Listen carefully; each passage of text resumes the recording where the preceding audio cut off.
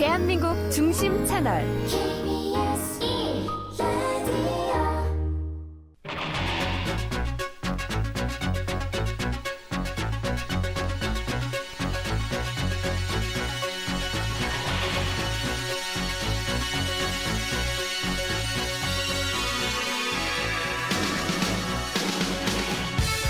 설 연휴 잘 보내고 계시죠? 안녕하세요. 성기영의 경제쇼 아나운서 성기영입니다.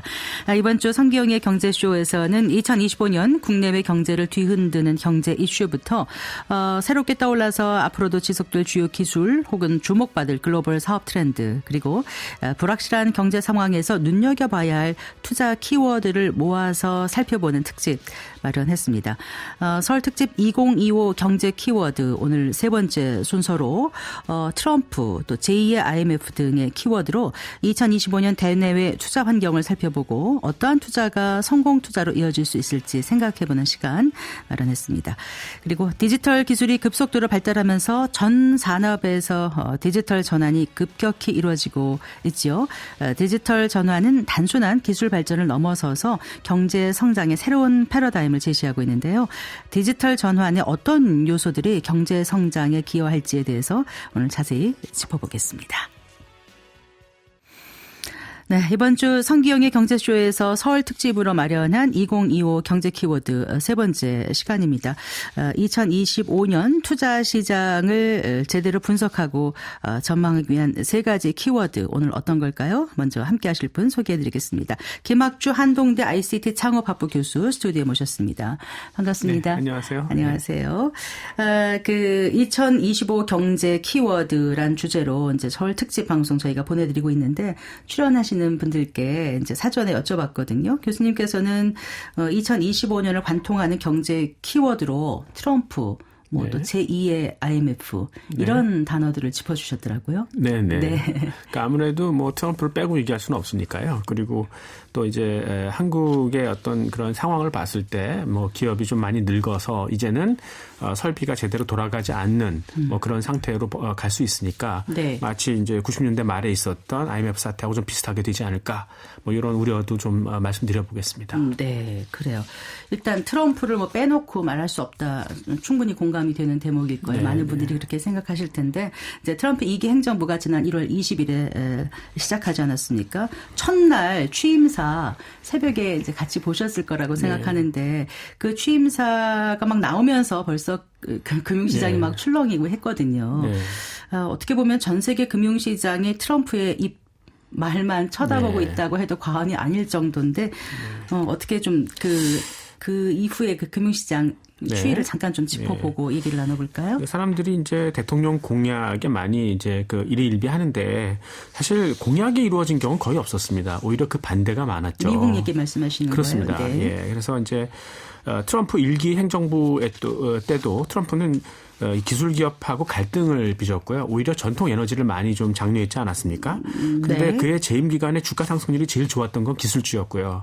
그다음에 에너지가 꼴등이었었어요. 아, 그래요? 예, 그래서 미국 대통령이 힘이 막강한 건 맞죠. 근데 그 사람이 뭐 경제나 증시를 한 사람이 끌고 갈 수는 없는 거고 어차피 경제나 증시는 정해진 방향대로 간다. 뭐 그런 건데 그럼에도 우리가 이제 그 트럼프 정책에 귀를 기울이는 이유는 그 사람의 정책이 이 경제가 가는 방향하고 일치한다는 거예요.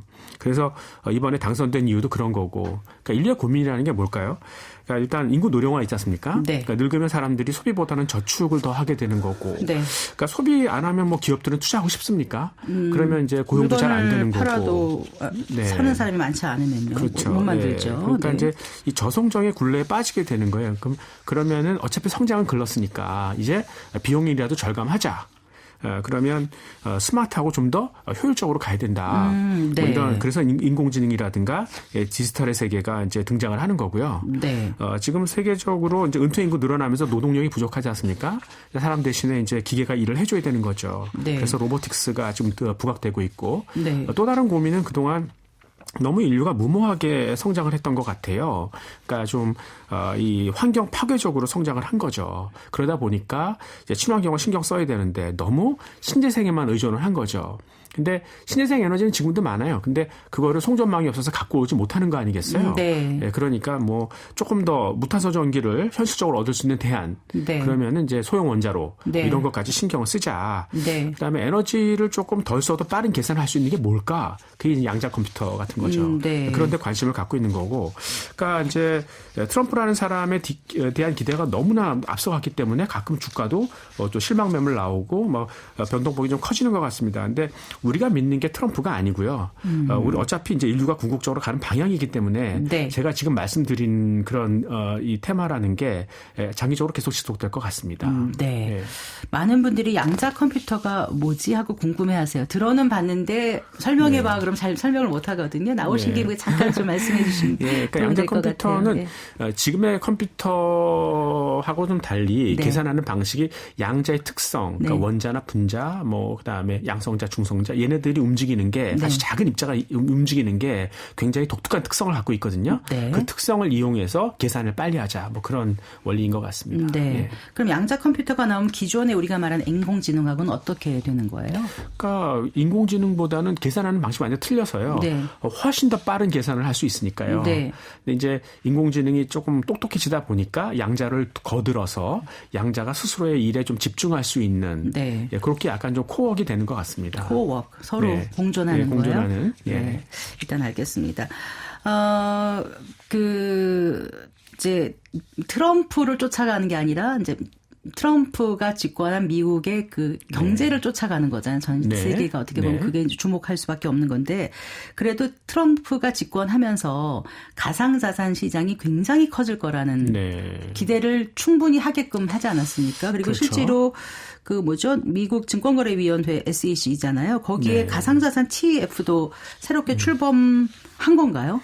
네, 네. 이제 트럼프는 거기 전향적이니까요. 네. 예. 그러니까 아무래도 2020년에 그 트럼프가 바이든한테 졌지 않습니까? 그 이후에 결정적인 건 아마 코로나 쇼크였을 거예요.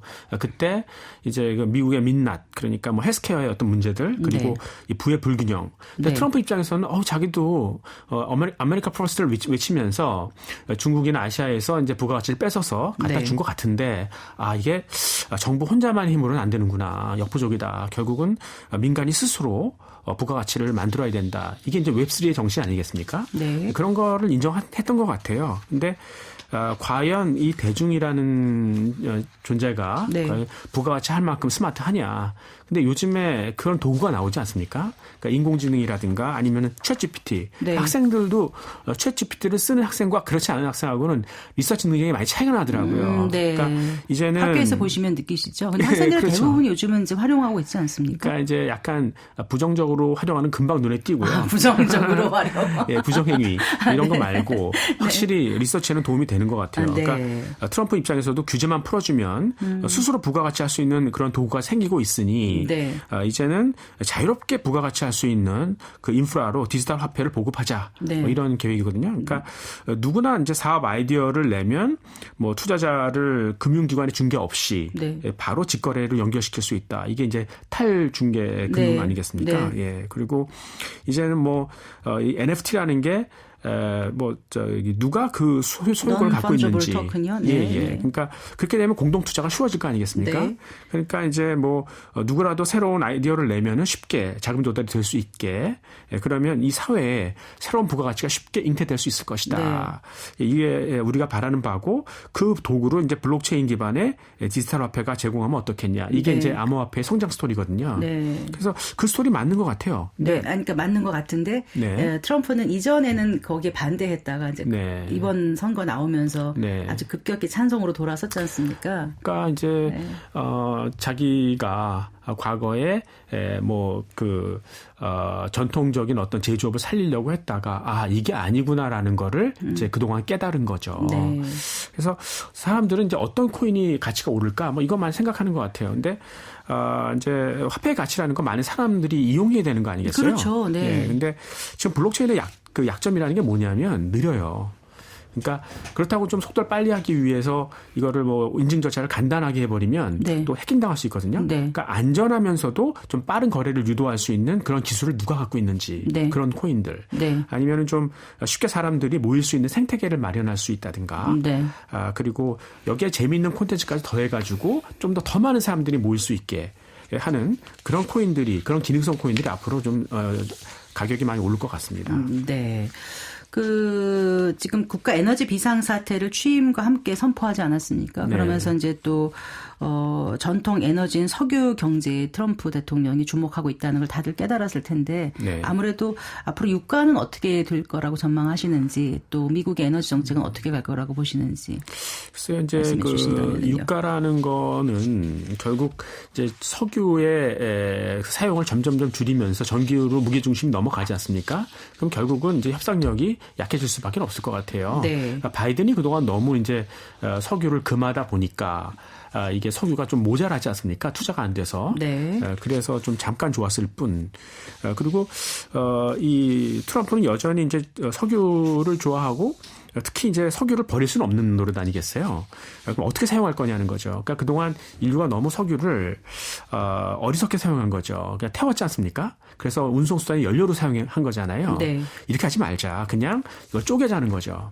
그러니까 석유를 촉매로 쪼개면은 탄소하고 수소로 나뉘거든요. 네네. 그러니까 수소는 이제 전기로 만들어 쓸 수 있고, 그다음에 탄소는 이제 그라핀이라든가 탄소섬유, 탄소 나노튜브 같은 고급 소재로 만들어 쓸 수 있거든요. 그래서 이렇게 되면 이제 수소 경제가 조금 활성화되지 않을까. 이걸 청록수소라 그래요. 청록수소. 네네. 네. 근데 그동안은 너무 그린 수소에만 집중을 했던 거죠. 그러니까 신재생 에너지가 많이 지금 나오고 있지 않습니까? 근데 주로 사막이나 뭐 바다에 있잖아요. 네. 갖고 올 수가 없어요. 송전망이 없어서 갖고 올 수가 없으니 네. 그걸 다 버렸거든요. 네. 그러지 말고 그걸로 물을 쪼개자. 그러면서 거기서 수소를 빼낼 수 있지 않느냐. 네. 근데 물이 굉장히 화학 구조가 딱 붙어 있어요. 결합력이 굉장히 강하다고요. 잘 안 쪼개집니다. 네. 오히려 물을 쪼개는 기계가 화학식으로는 당연히 쪼개진다고 쉽게 생각하는데 그렇지가 않은가 봐요. 그러니까 더블 네. 본드일 겁니다. 그러니까 두 겹이라서 쉽지 않습니다. 그래서 이게 이 물을 쪼개는 기계가 쪼개지더라고요. 네. 그래가지고 결국은 너무 격렬한 반응이니까 그러니까 그린 수소가 그래서 주춤하는 거거든요. 예, 그러지 말고 그냥 쪼개기 쉬운 천연가스나 석유를 쪼개자. 뭘로 쪼갤까? 그러면은 전기를 쪼개야 되는 거죠. 네. 전기는 소형 원자로. 네. 뭐 이렇게 해서 이제 지금까지 이 청록수소하고 SMR, 그러니까 이 소형 원자로가 같이 간다. 네. 이렇게 말씀드릴 수 있겠습니다. 네. 앞으로 그런 방향으로 갈 거라는 걸 좀 염두에 두고 시장을 바라보는 게 예. 좋겠다는 그런 그렇습니다. 말씀이시고요. 지금 이제 트럼프 2기 행정부 시작하면서 트럼프 관련해서 어떤 정책들이 나올지, 어떤 관련주가 수혜주가 어떤 게 있을지, 또 가상화폐 시장이라든가 또 이제 국제유가 어떻게 움직일지, 에너지 시장 이런 전망을 네. 쭉 해주셨는데 사실 이제 투자 의사 결정에 있어서 그 중요한 부분이 결국 이제 금리이지 그렇죠. 않습니까? 미국 금리가 어떻게 움직일지에 대해서도 좀 교수님 좀 얘기를 나눠볼까요? 글쎄요, 이제 이 파월하고 트럼프하고 좀 갈등이 있는 것 같아요. 네. 느낌에. 근데 네. 파월이라는 사람은 2018년 2월 달에 트럼프가 추천을 임명을 했거든요. 했죠. 네. 근데 추천한 건가요? 추천 받아서 이제 네. 미국 대통령이 임명을 했죠. 임명한 거죠. 네. 그러니까 이제 트럼프가 파월을 발탁했던 이유는 이 사람이 이제 딜런 리덴 컴퍼니라든가 아니면 칼라이 같은 네. 민간 금융기관에 있었어요. 네, 네. 그러니까 이제 거시 경제뿐만 아니라 산업에 대한 이해가 있다는 거죠.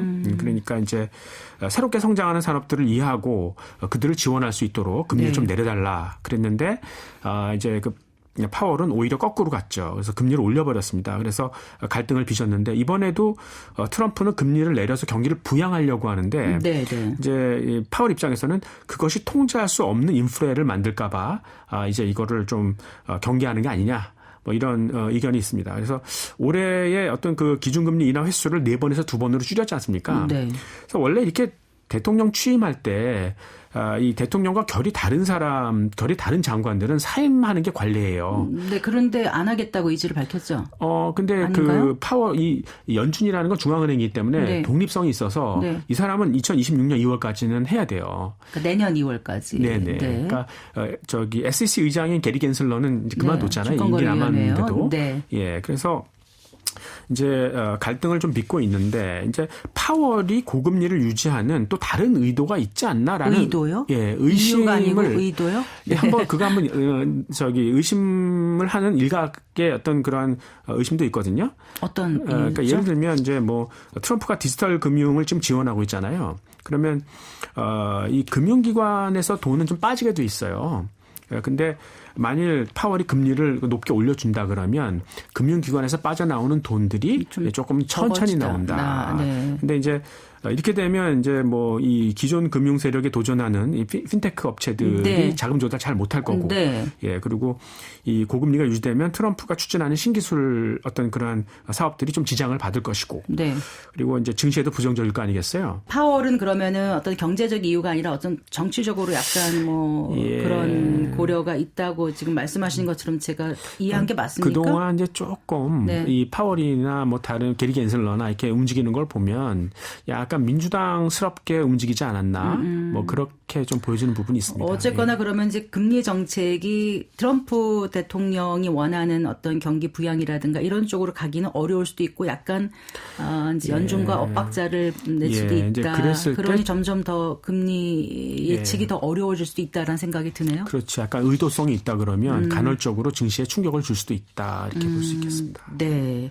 알겠습니다. 그래서 지금 시장에서는 그래도 지금 미국 금리가 어느 정도 올해 몇 차례 정도 인하될 거로 지금 컨센서스가 모아지고 있어요. 저기 파월은 뭐 2번 정도 하겠다. 네. 뭐 이렇게 얘기를 하고 있는 거죠. 네. 근데 뭐 시장에서는 한 3번 뭐 이렇게 좀 보고 있는데 네. 그럼 가봐야 되는 거죠. 네.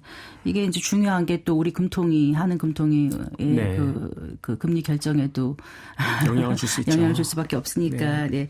그래서 이게 투자자들의 관심사일 것 같아서 이제 여쭤본 거고요. 이제 첫 번째가 지금 트럼프라는 키워드를 주셨고요. 네. 두 번째가 제2의 IMF라는 표현을 하셨습니다. 사실 이 말씀 듣고 조금 좀 약간 뭐라 그럴까요? 좀 조심스럽기도 하고 이전에 저희 방송에 출연하신 몇 분께 이런 관련해서 여쭤보면 그 정도까지 위기를 얘기할 수는 없다. 이렇게 이제 어떻게 보면 이제 낙관적인 말씀을 좀 해주셨는데 교수님께서 이걸 이렇게 키워드를 들고 나오신 이유는 있을 것 같습니다. 네, 뭐 전에 출연하신 분들이 어떤 분인지 모르겠는데 거시 경제를 보시는 분들이라면 그러니까 저는 이제 마이크로를 보잖아요. 기업의 실적을 뜯어보거든요.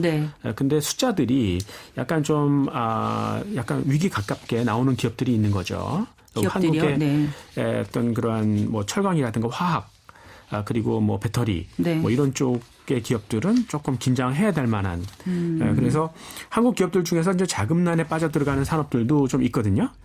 그리고 설상가상으로 트럼프가 중국을 압박해서 중국의 덤핑 공세가 이제 좀 심해지면 뭐 KO되는 수도 있는 거죠. 그러니까 싼 가격으로 계속 물량 내보내면 그렇죠. 이게 지금 그 안에서만 있는 게 아니라 밖에서의 자극이 들어오지 않습니까?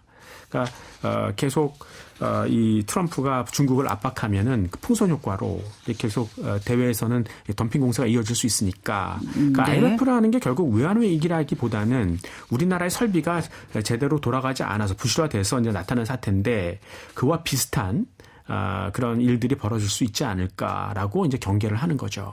조금 더 구체적으로 말씀해 주시면 철강, 화학, 배터리 같은 게 어떻게 구체적으로 문제가 생겨서 위기를 불러올 수 있다고 지금 경고해 주시는 건지 좀 말씀해 주세요. 그러니까 특정 산업 같은 경우가 이제 그 자금난에 벌어지는 그런 단계로 들어갈 수 있다는 거죠. 예를 들어서 롯데케미칼 같은 경우가 2022년 말에 이 순부채, 그러니까 이제 부채에서 자산을 현금을 뺀 거죠.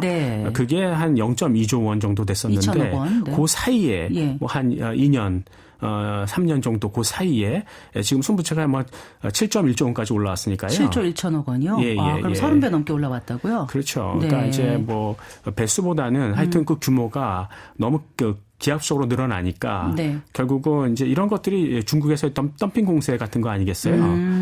그러니 그다음에 뭐 배터리 소재라든가 뭐 철강도 마찬가지고요.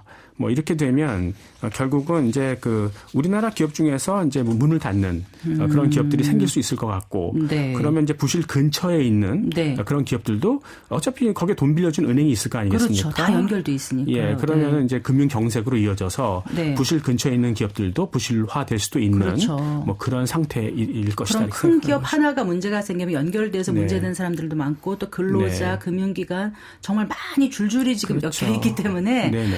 그런 어떤 위기가 올 수 있다는 차원에서 제2의 IMF라는 표현을 네네, 주신 맞습니다. 거군요. 네, 이해했습니다. 사실 딱히 이렇게 IMF란 말을 하도 저희가 이제 놀래서 가능하면 그 표현을 쓰고 싶지 않긴 하지만 그만큼 좀 우리가 하나하나 좀 짚고 가자는 의미에서 이전에 어려웠던 일을 되풀이하자는 말자는 차원에서 지금 이제 말씀을 주신 것 같은데 사실 그런 게 아니더라도 지금 우리 경제가 뭐라 그럴까요? 장기적인 그 저성장 국면에 들어섰다라고 늘 많이 얘기하고 있지 않습니까? 일단 우리 한국 경제 가장 짐이 되는 우리 한국 경제 성장의 발목을 잡는 거 구조적인 게 뭐라고 교수님 판단하세요? 일단 두 가지 문제라고 생각합니다. 일단 90년대 말에 IMF 사태 이후에 우리나라 출산율이 급락했어요. 그러니까 연간 출생아 수가 60만에서 40만대로 추락했거든요. 그러니까 그분들이 지금 젊은 노동인구로 유입되고 있는 거죠.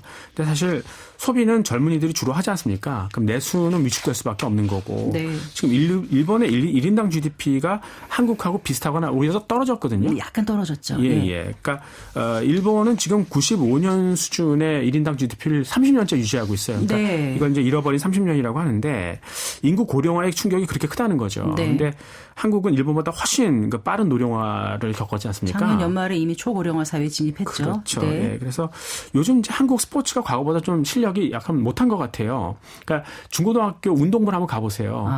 애들이 없어요. 그러니까 그런 데서 무슨 경쟁이 되는 건지 그런 경쟁력이라는 걸 논할 수가 없는 거 아니겠습니까?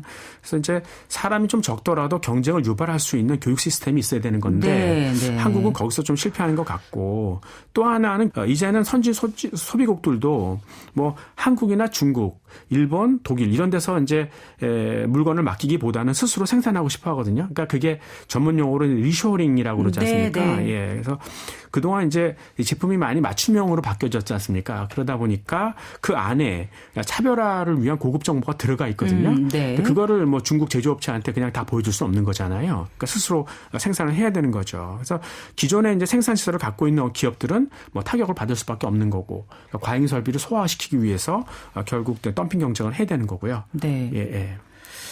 알겠습니다. 어쨌거나 혹시라도 모를 금융 경색이 오지 않도록 좀 준비를 잘 해 나가야 될 것 같다는 생각이 드는데 지금 이제 올 1월 지금 말까지 건 아직 나오지 않았고 20일까지 나온 거 보면은 한국의 수출 상황이 녹록지 않고 나빠지고 있다는 지표를 저희가 받아들고 있거든요.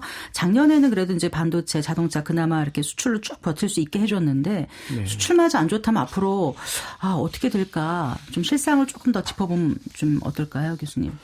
글쎄요. 이제 사실 한국의 고용을 유지하는 것도 그러니까 이미 내수는 많이 충격을 받았어요. 사실 이 코로나 때도 이미 자영업자들이 많이 타격을 받았고 만약에 수출까지 안 된다 그러면 고용을 유지해 주기가 굉장히 어려울 것 같거든요.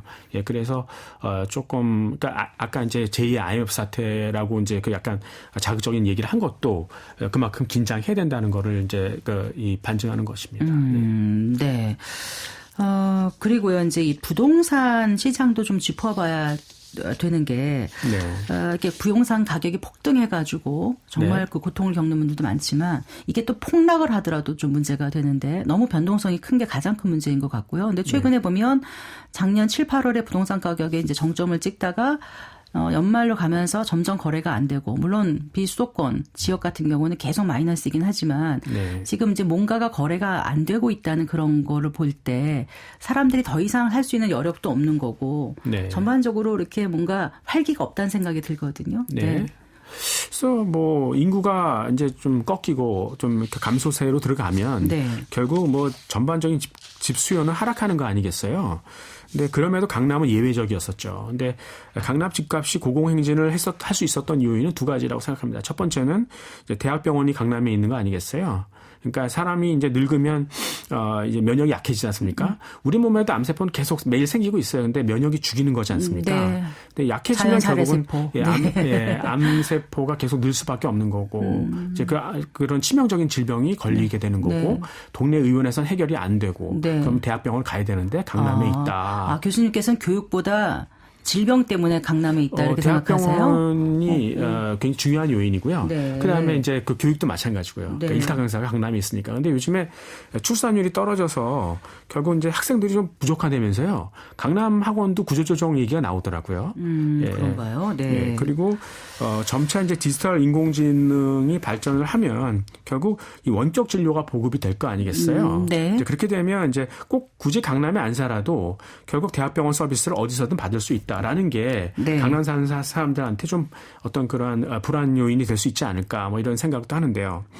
이제 2000년대 들어서 세계적으로 강남 같은 핵심 지역의 집값은 계속 상승을 했었죠. 네. 예, 그리고 이제 은퇴 인구가 이제 늘면서 이제 집에 있는 시간이 많아졌으니까 그러니까 약간 좀 좋은 집에 살고 싶다라는 그런 욕구도 있었고, 그다음에 이제 돈이 갈 곳이 없어서 그러니까 경제가 워낙 저성장이다 보니까 고수익에 투자할 기회가 없었고요. 네. 그래서 좀 수요가 안정적인 핵심 지역의 부동산에 돈이 좀 몰리는 부분이 있었습니다. 근데 네. 이 런던 같은 경우에는 10년 전에 부동산 가격이 꺾였어요. 네, 네. 네, 그래서 2014년 런던 평균 집값이 연봉의 18배라는 거예요. 그러니까 네, 네. 점점 그 런던의 집을 살 만한 사람들이 줄어들었고 이제 구매를 포기했었는데 네. 결국은 이제 부자들이 그들만의 리그를 한번 즐겨본 거 아니겠습니까? 근데 모든 투자자들의 기본 심리가 내 뒤에 그 매물을 받아줄 사람이 있어야 되는 거 아니에요? 그러니까 네. 점점 그래야 자기가 갖고 있는 게 가치가 있는 거죠. 네. 결국 이제 불안해지면서 탈출을 하기 시작했다라는 거고, 네. 반면에 이제 인공지능이라든가 뭐 디지털 기업이 성장해가지고 네. 결국 고수익 투자 기회가 늘어나면 부동산에 묶였던 자금들도 네. 결국 더 화려한 곳을 찾아서 나올 것이다. 네. 뭐 이런 얘기도 있었고요. 그렇기 때문에 어떻게 보면 초양극화라는 말이 또 나오는 것 같기도 하지만. 예. 근데 하여튼 예. 이제는 돈이 일할 곳을 찾는다 그러면 네. 부동산에서는 좀 나올 수 있지 않을까 생각하는데, 미국은 오히려 집값은 계속 고공행진을 하죠. 그러니까 아무리 거기는 이제 재택근무가 많아졌지 않습니까? 그러니까 상업용 부동산의 가치가 이 주택용으로 좀 넘어오고, 네. 그러니까 우리나라 어디로 갈 거냐는 거죠. 근데 우리나라는 이제 뭐 미국처럼 경제가 활력이 있는 것도 아니고, 네. 그리고 부자들조차 잉여 자금이 약간 줄어들 것 같아서 네. 저는 런던을 따라갈 것 같아요. 알겠습니다. 사실 이 시간 뭐 부동산만 저희가 얘기할 수 없어서 사실 네.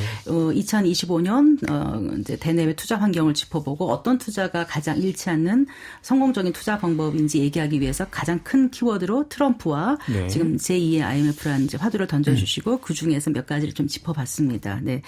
그런데 아까 금리도 말씀드렸습니다만은 지금 이제 이 환율 문제도 사실 중요한 문제가 아닌가 싶은데 네. 어떻게 보십니까? 지금 작년에 이제 우리 그 국내 정치적인 어떤 큰 사건을 네. 계기로 해외에서 우리를 바라보는 시각이 좀 불안하지 않나 싶었는데 아직까지 국가 신인도가 막 떨어지거나 뭐 이런 건 아니지만 좀 예의주시하고 있는 것 같아요. 외부 그 신용평가 기관들이. 예, 예. 네. 네. 그 정치적 불확실성 같은 것도 있지만, 네.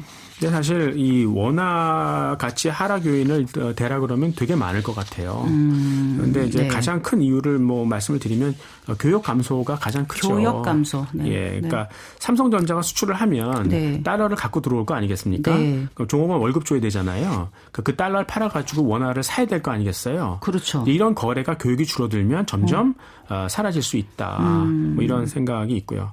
그다음에 이제 트럼프가 왜 자신 있게 관세 협박을 할 수 있는가 하는 거죠. 근데 관세를 부과해도 미국이 그 물건을 내재화시키지 못하면 네. 어차피 수입해야 되는 거고 그만큼 네. 인플레 압력이 생길 수 있지 않습니까? 네.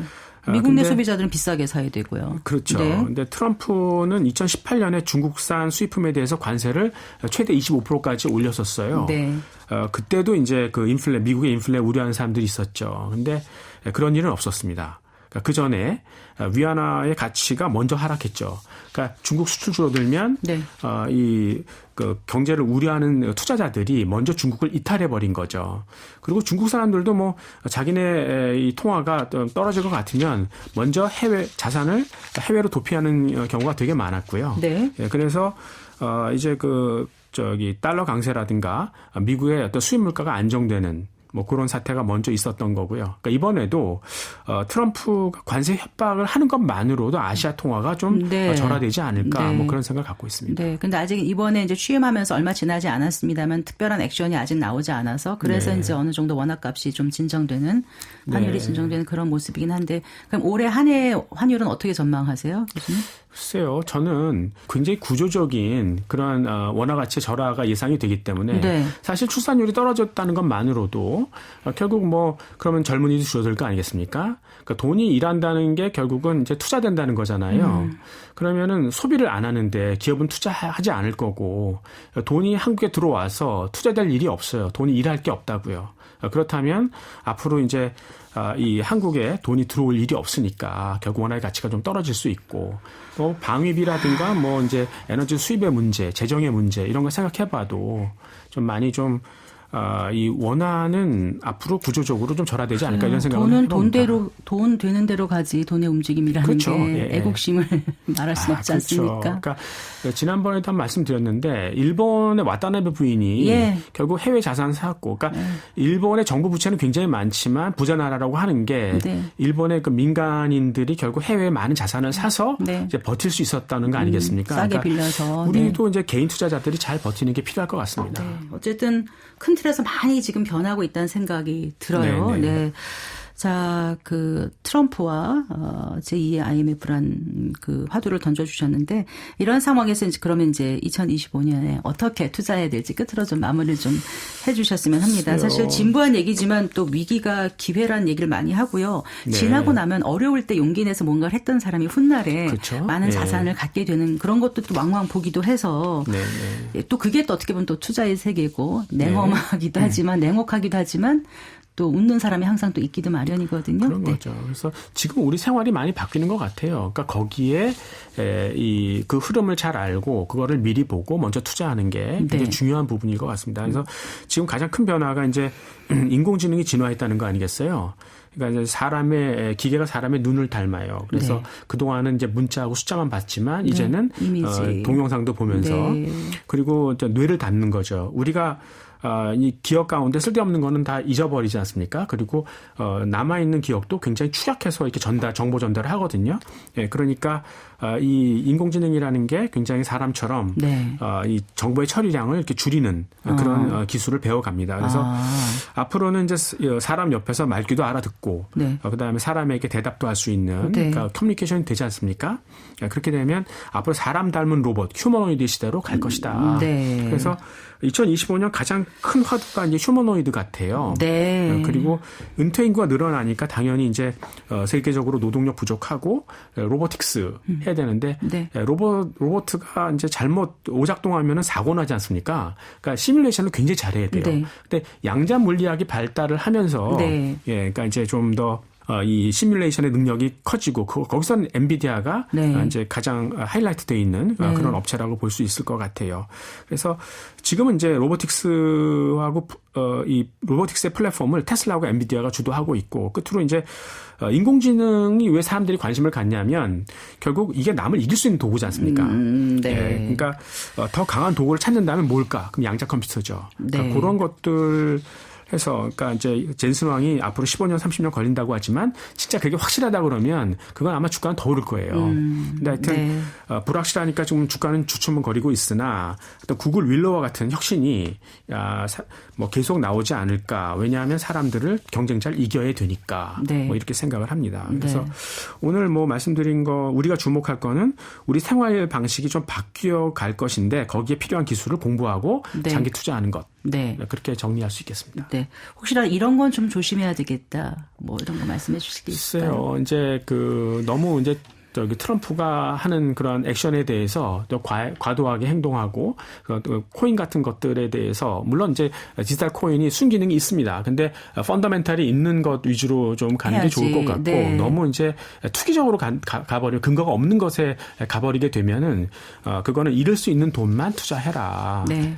뭐 사실 투기적인 잃어도 투자도 그래도 견딜 수 있는 돈까지만 해라 이 말씀이신 거죠? 그러니까 뭐 네. 그런 투기적인 투자도 있는데 잃어도 되는 분량만 하면 좋겠습니다. 알겠습니다. 말씀 잘 들었습니다. 고맙습니다. 네, 고맙습니다. 네. 설 특집으로 마련한 2025 경제 키워드 오늘 세 번째 시간 김학주 한동대학교 ICT 창업학부 교수와 함께했습니다.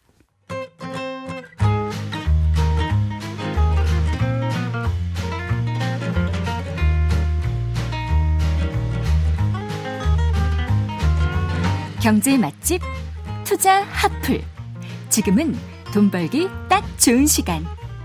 KBS 1라디오 경제쇼.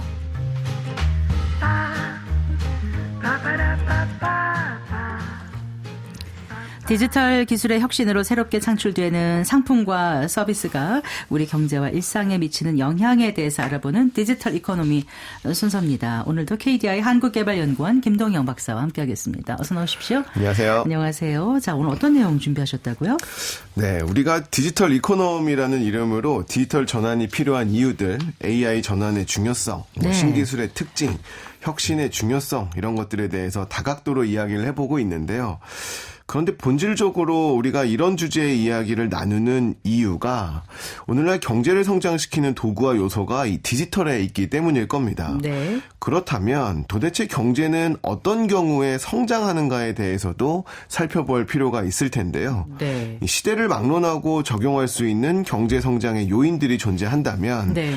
오늘날에는 다양한 디지털 요인을 활용해 어떻게 경제를 성장시킬 수 있을까에 대한 전략도 세워볼 수 있을 것 같습니다. 네. 그래서 오늘은 경제는 어떻게 성장하는가에 대한 이야기를 나눠보려고 합니다. 그래요. 경제는 어떻게 성장하는가. 일단 경제 성장이라고 할 때 경제학적인 의미와 네. 경제학 용어로 개념으로 말할 때 하고 사람들이 받아들이는 좀 차이가 있을 것도 같고 결국 하나로 수렴되는 것 같기도 그렇죠. 한데 예, 좀 정리를 해주신다면요. 맞습니다. 네. 네, 사실 표면상으로 이 질문에 대한 답은 아주 간단합니다. 네. 우리 인류는 지난 2세기 동안 나머지 인류 전체를 합한 것보다 더 많은 경제 성장을 목격했는데요. 네. 경제 성장이라고 하는 건 경제에서 생산된 전체 상품과 서비스의 양으로 측정한, 그러니까 GDP의 지속적인 증가를 의미합니다. 그러니까 국내 총생산, 그로스 네. 도메스틱 프로덕트. 그렇죠. 프로덕트 생산이잖아요. 네, 맞습니다. 네. 근데 이제 우리가 경제 성장이 중요하다고 하는 이유는 이제 그 지표로만 보면 마치 그 자체가 목적인 것처럼 보이는데 가장 중요한 이유는 이 빈곤을 누그러뜨리는 열쇠가 이 경제 성장에 있기 때문입니다. 네. 다시 말하면 이 경제 성장에 초점을 맞춘다고 해서 인간 발전의 다른 측면을 무시하는 얘기가 절대 아닐 수 있다라는 의미인 거죠. 네. 뭐 취약계층의 권리와 보호, 여성의 역량을 강화한다거나 건강 문제, 문해력, 교육, 여가 활동 등 모두 행복하고 공정한 사회를 만들기 위한 중심 과제들인데 이런 것들이 결국은 경제 성장이 이루어져야만 해결될 수 있는 과제들이어서 네. 우리가 경제 성장이라는 개념을 이해할 때 어떤 지표로 이해하는 것도 중요하지만 이처럼 삶의 질을 위한 하나의 방편으로서 이해하는 것도 굉장히 중요한 측면이라는 점을 설명을 드리고 싶습니다. 그런데 또 이 경제 성장이란 단어를 딱 떠올리면은요. 부정적인 인식들도 분명히 존재해요. 그러니까 그렇죠. 성장의 이면, 성장의 그늘, 뭐 이런 표현을 하지 않습니까? 맞습니다. 얼마 전에 트럼프가 이제 행정명령으로 벌써 환경연합에서 탈퇴도 하기도 했잖아요. 네. 그게 이제 협약이요? 예, 네. 협약에서 그게 이제 경제 성장의 어떤 이면이라고 할 수도 있는데요. 경제 성장이 이제 환경 파괴나 불평등 심화, 보건 악화들을 수반할 수 있다라는 건 우리가 이제 잘 이해하고 있습니다. 근데 과거에도 그랬습니다. 영국 산업혁명 시기에도 대기질이 굉장히 나빠졌고요. 기대 수명도 줄어들었었죠. 오늘날 정책 결정자들이 마주한 가장 중요한 과제도 또한 기후위기, 사회의 양극화 이런 것들입니다. 그런데 이러한 문제들을 해결하는 데 필요한 자원이나 신기술도 경제 성장을 통해 얻을 수 있다는 사실을 우리가 놓치고 있는 부분이 아닌가 싶습니다. 그러다 보니까 우리가 경제 성장이냐 아니냐라는 이분법으로 자꾸 빠지는 것 같아요. 그래서 어떤 사람들은 경제 성장과 공정한 사회 이 둘 중 하나를 선택해야 되는 것처럼 이야기를 하기도 하는데 사실 경제 성장이 이루어지지 않으면 도덕적으로 굉장히 심각한 문제들이 생길 수가 있습니다. 역사적으로 볼 때 이 폭력이나 불관용, 정치적 양극화가 가장 심하게 나타나는 지역은 네. 경제가 정체하거나 쇠퇴하는 지역들이었거든요. 정체하거나 쇠퇴하는 지역. 반면에 경제가 성장하는 지역에서는 사회적 이동성이나 기회균등의 확대가 나타날 가능성이 훨씬 더 컸습니다. 네. 톨스토이의 안네 까레니나 책 앞에 보면 네. 불행한 집은 이유가 여러 가지인데 행복한 집은 이유가 하나다라고 이렇게 딱 적어져 있잖아요. 이게 이제 프리드먼이 말한 것처럼 정치하는 경제는 경제적 이동성이나 전반적인 이 기회의 개방을 뒷받침할 수가 없다라는 의미이기도 합니다. 네. 근데 역사적으로 이제 지금 쭉 돌이켜보면 결국 경제는 성장했던 거 아닌가요? 대부분의 지역에서? 맞습니다. 이게 이제 경제 성장의 개념을 우리가 이해할 때 생각해야 되는 한 가지 지점인데요. 경제는 이제 다 성장해 왔습니다. 과거에. 고대 그리스에서도 성장을 했고요. 중동이나 북아프리카에서도 성장은 다 경험을 했습니다. 근데 중요한 거는 성장이 일시적인 것이 아니라 성장이 얼마나 장기적으로 지속되어 있는가의 여부입니다. 그래서 네. 우리가 경제 성장이라는 용어는 지속적인 경제 성장이라고 이해를 하는 게 훨씬 더 맞습니다. 네. 지속적인 경제 성장이라는 건 19세기 중반 이래로 미국이나 영국 같은 나라들이 경험해온 현상입니다. 그러니까 성장률이 계속 양수를 기록을 하는 현상인 거죠. 오늘날 선진국이라고 불리는 국가들의 특징은 이 경제 성장의 빠른 가속화를 경험했다는 겁니다. 네. 가난한 많은 나라도 과거에 성장의 가속화를 경험한 적은 있지만 선진국처럼 꾸준히 하지 못했고 네. 역전 현상이 한 번도 없지가 않았던 거죠. 어떤 때는 뒤로 후퇴하는 일들도 있었던 거죠. 근데 이러한 지속적인 경제 성장은 사회와 생산의 극적인 재조직화를 동반하게 되는데요. 이게 바로 우리가 얘기하는 경제 발전이라는 겁니다. 경제 발전이라고 하는 걸 좀 더 구체적으로 보면 네. 도시화라든지 제조업, 서비스 부문 같은 이 비농업 부문의 성장과 결부된 근본적이고 변형적인 재구조화를 의미하는데 네. 이것들이 일시적인 성장으로 나타나는 것이 아니라 네. 지속적인 성장이 이루어질 때 이런 구조적인 변화가 나타나면서 발전으로 연결될 수 있다는 겁니다. 어떤 요인들이 이런 근본적이고 변형적인 재구조화를 결국 이제 경제 발전을 이뤄온 거죠? 이제 요게 이제 오늘 좀 얘기하고 싶은 요인들인데요. 이제 학자들이 다양한 요인을 언급을 합니다. 이게 완벽하게 정립된 건 없지만 그래도 공통적으로 공유하는 요인들이 몇 가지가 있습니다. 가장 먼저 생각할 수 있는 건 지리적인 조건입니다. 네. 산업화 이전의 경제 성장을 설명할 때는 이 지리의 힘을 부정하기가 어렵습니다. 아무래도 농업 시대에는 그 비옥한 지역에 사는 게 유리했을 거잖아요. 그 물이 있는 지역에 사는 원시인들이 잘 살 수밖에 없었을 겁니다. 네. 그런데 산업화 이후부터는 지리의 역할이 달라집니다.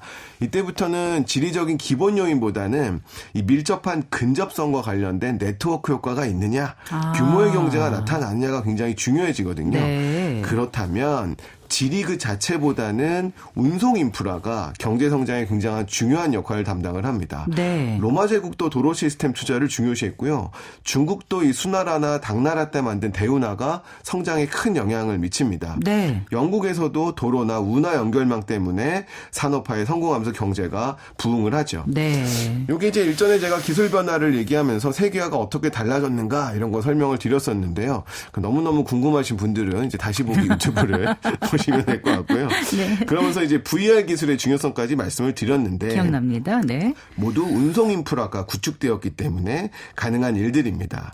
과거에 뭐 도로나 이런 운하가 그런 역할을 했다면 이제는 인터넷이나 데이터 센터가 이러한 지리의 한계를 극복하는 역할들을 만들어냈다라는 것, 낼 거라는 운송망의 거죠. 역할을 한다는 거죠. 그렇죠. 네. 왜냐하면 이 운송망으로 나를 수 있는 건 상품, 지식, 사람 이 세 가지이기 때문이죠. 네. 이처럼 지리는 분명 여러 사회가 서로 다른 성과를 만들어내는 원인 중에 하나인데 지리만으로는 경제 성장을 설명할 수가 없습니다.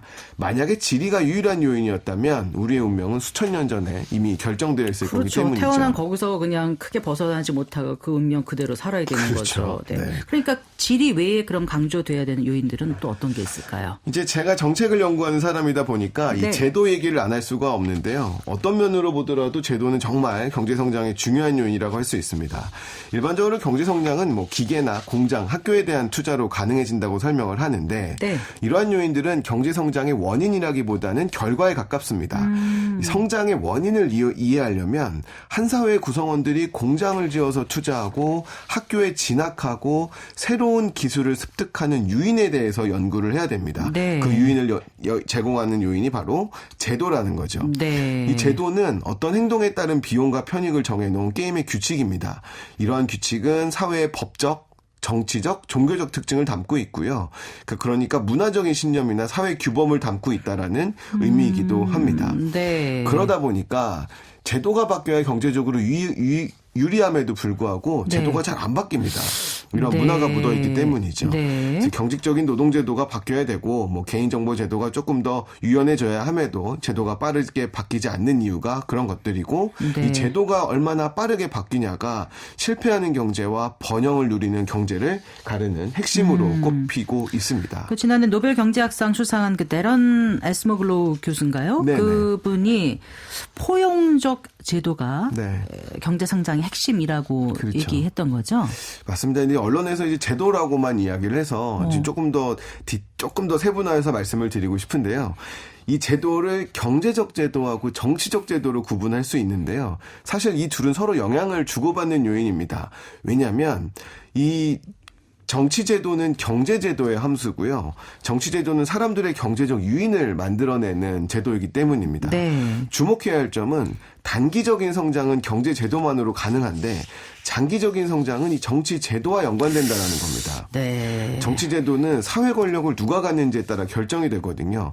경제적 자원을 재분배할 수 있는 힘이 있다 보니까 그 힘을 여러 명에게 할지 특정인에게만 할지에 따라서 이 사회가 결정이 되는데 이 에스모글로우 교수가 강조한 점이 그 부분입니다. 네. 정치제도의 성격이 포용적인지 착취적인지에 따라서 제도가 경제에 긍정적인 영향을 미치는지 부정적인지가 결정이 된다라는 겁니다. 네. 그래서 이런 어떤 그 포용적인 제도가 있는 국가들에서는 희소한 자원이 모든 이들을 위해서 쓰일 수가 있기 때문에 결국에는 모든 사람들의 경제적 이해관계를 충족하는 의사결정들이 이루어지고 그런 것들이 결국엔 경제 성장으로 연결된다라고 하는 것이 이 포용적 성장 그리고 포용적 제도의 핵심인 거죠. 네. 그러니까 포용적인 제도는 결국은 이제 경제적 유인도 주는 거고 기회도 만드는 거고 보다 많은 사람들을 그야말로 포용하는 거 아니겠어요? 맞습니다. 네. 이 포용적인 제도가 그 폭넓은 기반의 경제적 유인과 기회를 창출하는 이유는 이 정치 권력을 훨씬 더 넓게 분배하고요. 다양한 사회 경제적인 계급, 뭐 종족, 문화에 속한 사람들을 이 정치적 교섭 테이블로 데리고 오기 때문이거든요. 네. 이렇게 되면 한 집단이 다른 집단의 권리를 침해하는 게 굉장히 어려워집니다. 근데 사실 이 포용적 제도는 민주주의라는 제도와 다르지가 않습니다. 정상적인 민주주의 제도가 곧 포용적인 제도고 이 정상적인 민주주의 제도에선 서로 견제가 이루어질 수 있기 때문에 착취적인 제도가 성립되는 것들이 쉽지가 않은 거죠. 그래서 이제 뭐 남미, 뭐 북아프리카의 어떤 일부 나라들은 소수의 정치 엘리트들이 호화롭게 살잖아요. 네. 대다수 사람들은 좀 어렵게 살고요. 네. 이런 것들이 이제 이 에스모글로우 교수가 얘기하는 착취적인 제도다라고 이야기할 수가 있습니다. 그런데 또 포용적인 제도를 표방하지만 그 안에서도 일부 계층들에게만 포용적인 경우도 있지 않을까 이런 생각도 그렇죠. 드네요. 이제 우리가 에스모글로우 교수 책으로 하면은 국가는 왜 실패하는가만 알고 있는데 사실 좁은 회랑이라는 책이 있습니다. 좁은 회랑. 그 책에서 네. 지적하는 게 바로 그 부분입니다. 포용적인데 일부한테만 포용하면 그게 포용일 수 있냐라는 거죠. 그리스 아테네도요. 민주주의가 시작된 지역인데 성인 남성들에게만 포용적이었거든요. 네. 여전히 노예가 존재했고 여성들의 정치 참여는 제한이 됐었죠. 이런 경우에는 오히려 포용적인 제도가 국가 발전, 그래서 경제 성장에 부정적일 수 있다라는 겁니다. 이 책의 내용을 아주 간단하게 요약을 드리면 국가의 힘이 시민사회의 힘과 동일해질 때 비로소 경제가 성장할 수 있다라는 겁니다. 국가의 힘이 더 크면 착취적이 되고 네. 시민사회의 힘이 더 커버리면 네. 무정부주의나 아니면 이제 공공재가 제대로 공급될 수 없는 그런 경제가 되어서 네, 오히려 국가가 성장할 수 없을 잃을 거다. 수도 있네요. 맞습니다. 네. 그래서 그 균형이 중요하다는 얘기를 이 책에서 하고 있습니다. 그렇군요. 그러니까 정치 제도를 통한 어떤 균형이 결국은 경제 성장에 있어서 굉장히 중요한 맞습니다. 제도다.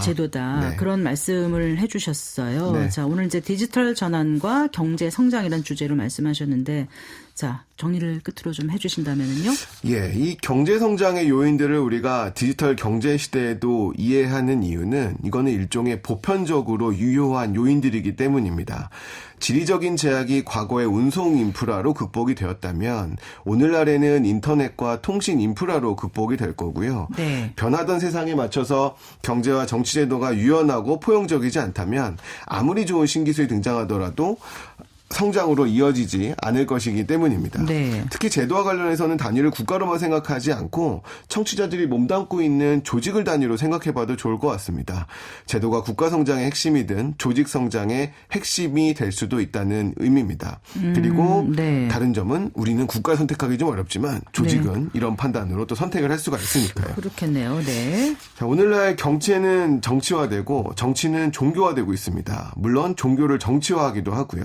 어떤 표현이든 경제와 정치 제도에 문제가 있다라는 지적일 겁니다. 사실 떼래야 뗄 수는 없는 관계이긴 맞습니다. 하잖아요. 맞습니다. 네. 분명 장기적인 경제 성장에 이러한 제도들이 모두 영향을 미칠 수가 있습니다. 좋은 제도를 만드는 방법은 국가마다 사회마다 맥락이 모두 다릅니다. 좋은 제도가 경제 성장에 영향을 미친다는 점은 분명하지만 좋은 제도를 어떻게 만드는가에 대한 일반적인 방법은 없다는 겁니다. 성공적인 디지털 전환을 통해서 경제 성장을 만들어가기 위해서는 우리가 가진 가치관을 활용해 우리만의 방법을 찾아내야 한다는 의미이기도 합니다. 하루아침에 되지는 않을 겁니다. 이 고민하는 사람이 많다고 해서 방법을 빨리 찾을 수 있는 건 아니거든요. 제가 우스갯소리로 이런 얘기 하는데요. 엄마가 10명이라고 아이가 한 달 만에 나오진 않습니다. 그렇죠. 무조건. 제가 우스갯소리라고 하셨는데 여기서 안 웃으면 안 되죠. 근데 네. 진짜 웃겨요. 네. 10개월의 성숙이 있어야 이 한 생명이 태어나듯이 네. 뜻대로 되지 않아서 이 답답한 과정이 충분히 존재해야만 네. 디지털 시대의 경제 성장 방법도 찾을 수 있다는 이야기로 마무리를 하려고 합니다. 알겠습니다. 네. 오늘 말씀 잘 들었습니다. 고맙습니다. 감사합니다. 네, KDI 한국개발연구원 김동영 박사와 함께했습니다. 마칠 시간입니다. 성기영의 경제쇼 오늘 순서 여기까지입니다. 아나운서 성기영이었습니다. 고맙습니다.